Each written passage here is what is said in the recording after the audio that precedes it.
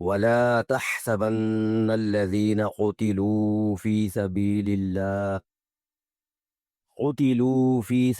الله أمواتا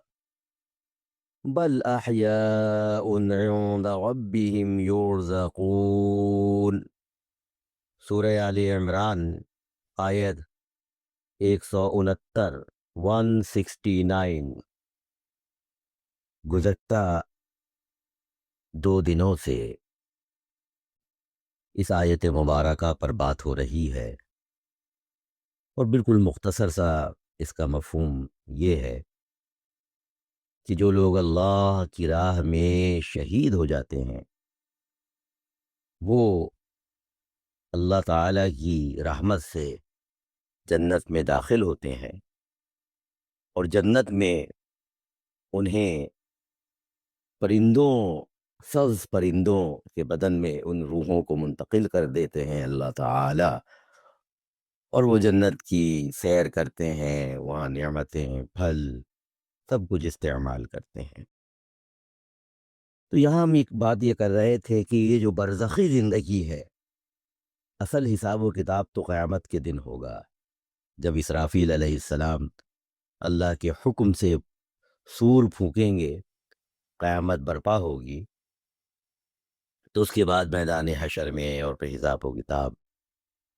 اور پھر جنت اور جہنم میں جانے کا فیصلہ۔ لیکن یہ جو بیچ کا دورانیہ ہے مرنے کے بعد اور قیامت سے پہلے کا، اسے برزخ کہتے ہیں۔ تو برزخی زندگی میں جو بری روحیں ہیں وہ زمین کے اندر گہرائی میں ایک مقام ہے سجین، وہاں قید کر دی جاتی ہیں، وہاں ان کو ان کے اعمال کے مطابق سزا ملتی ہے، اور نیک روحیں علیین میں ہوتی ہیں، اور وہاں ان کو جزا عطا فرماتے ہیں اللہ تعالی۔ اب اس برزخی زندگی کی جو کیفیت ہے وہ جتنی بتا دی گئی احادیث میں، ہمیں بس اس پر ایمان لانا ہے، اور اس کو ہم مکمل طور پر نہیں سمجھ سکتے۔ جس طرح ہم اس کو نہیں وہاں اس دنیا میں نہیں جا پاتے، نہیں جا سکتے، اسی طرح عالم برزخ سے روحیں اس دنیا عالم ناسوت میں نہیں آتی ہیں۔ البتہ اللہ تعالی قادر مطلق ہے، کبھی کبھار کوئی 1-2 واقعات اس طرح کے ہو جائیں تو اسے قاعدہ کلیہ یا اصول نہیں کہا جاتا۔ اصول کا تعلق ہوتا ہے کہ اکثر کیسا ہوتا ہے۔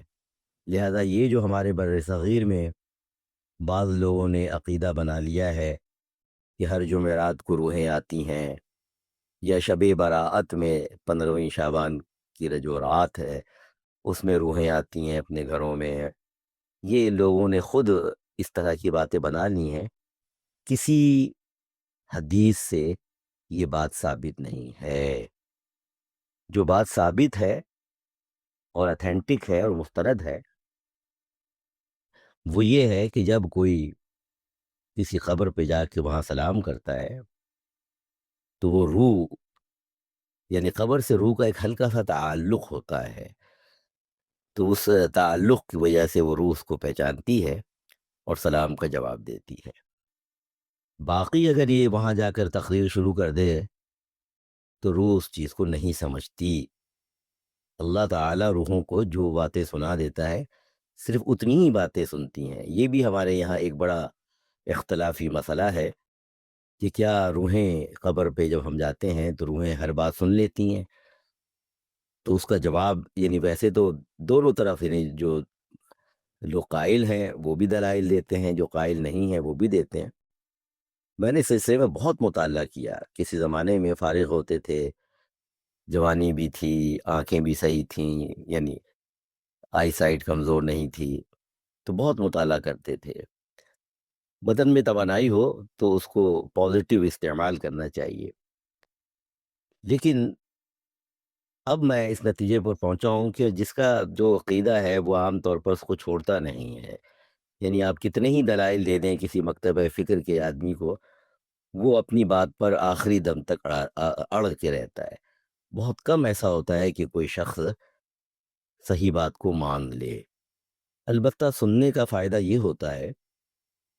کہ کبھی نہ کبھی وہ بات اس کے دل پر کچھ نہ کچھ اثر کرتی ہے۔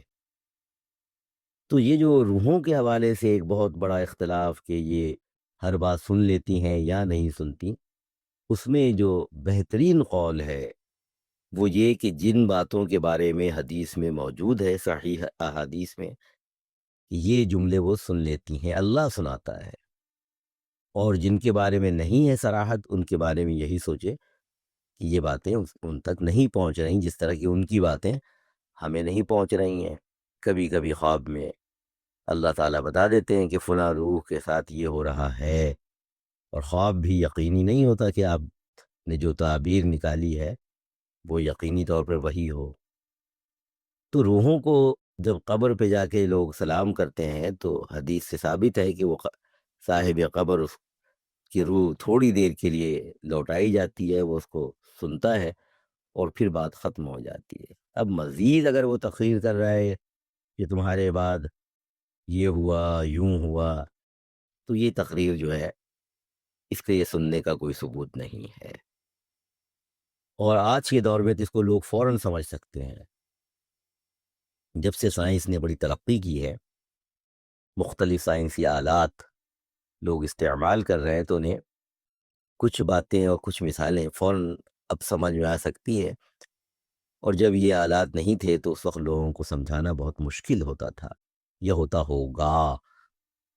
مثلاً یہ ٹچ موبائل ہے، آپ نے امریکہ میں، برطانیہ میں بیٹھے ہوئے کسی دوست کو کال کی، 1 سیکنڈ میں اس سے رابطہ ہو جاتا ہے، اس سے بھی پہلے ادھر آپ نے نمبر ملایا اور ادھر جو ہے اس نے اٹھا لیا،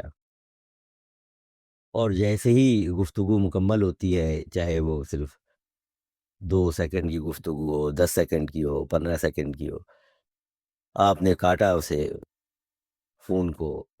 اور رابطہ ختم ہو گیا۔ اب آپ فون کاٹنے کے بعد، کال اینڈ کرنے کے بعد، اس سادہ موبائل، اس موبائل کے جو اس کی آپ کے ہاتھ میں ہے، اس میں آپ کچھ بھی کہتے رہیں اس تک وہ بات نہیں جا رہی ہے، بس رابطہ چند سیکنڈ کا ہوا تھا اور اس کے بعد ختم ہو گیا۔ تو اسی طرح سے جب آپ قبر پر پہنچے، آپ نے اس کو سلام کیا، صاحب قبر نے پہچان لیا کہ بھئی میرا بیٹا آیا ہے،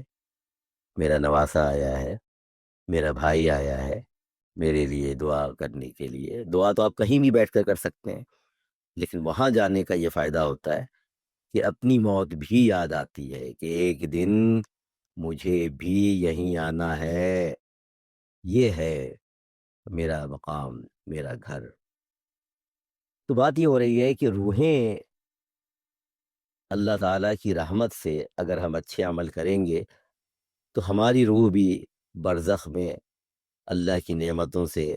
فائدہ اٹھائے گی، سکون سے رہیں گے۔ سکون چاہتا ہے نا ہر آدمی کہ میں سکون سے رہوں،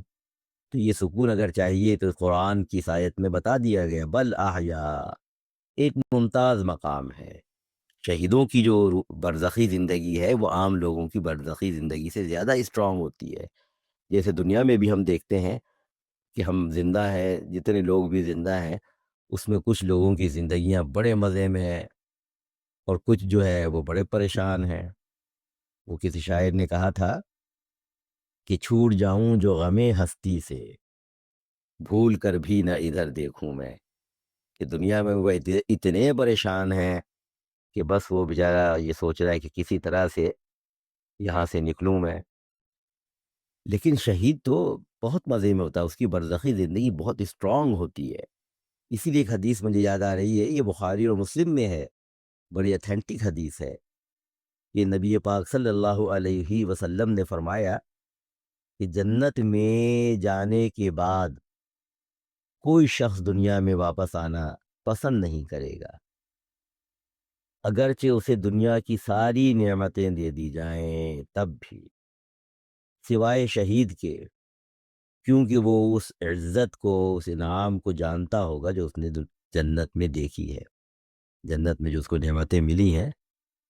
جو اکرام وغیرہ، تو اس کو وہ دیکھ چکا ہے، اور وہ تمنا کرے گا کہ میں دنیا میں لوٹ کر جاؤں اور 10 مرتبہ شہید کیا جاؤں، 10 مرتبہ، کہ ایک بار دنیا میں پھر جاؤں، پھر شہید ہو جاؤں اللہ کے راستے میں، تاکہ وہی انعامات ملیں۔ اس طرف 10 مرتبہ شہید کیا جاؤں، یعنی بتانا یہ مقصد ہے کہ شہادت پر جو انعامات ہیں ان کو وہ جانتا ہوگا اور اس کی یہ خواہش ہوگی، لیکن یہ خواہش بہرحال پوری نہیں ہوگی، کیونکہ ایک مرتبہ جو شخص انتقال کر جاتا ہے، چاہے عام موت ہو یا شہادت کی شکل میں ہو، پھر دوبارہ وہ دنیا میں نہیں آتا ہے، اور اب جو دوسری زندگی ہے وہ آخرت ہی کی ہے جو ہمیشہ ہمیشہ رہے گی۔ یہ جو غیر مسلموں کا عقیدہ ہے، یہ جنم وہ جنم، اس دنیا میں 7 جنم تک کا، 7 جنم کا جو عقیدہ ہے یہ غیر اسلامی ہے، اور کسی بھی الہامی مذہب، آسمانی مذہب میں اس عقیدے کی کوئی گنجائش نہیں ہے۔ تو آج یہ آیت یہاں تک جو ہے 169 مکمل ہوتی ہے، بل احیا کی وضاحت بھی ہو گئی۔ اب کل ہم اس کے بعد والی آیت پر بات کریں گے۔ وآخر دعوانا ان الحمد للہ رب العالمین۔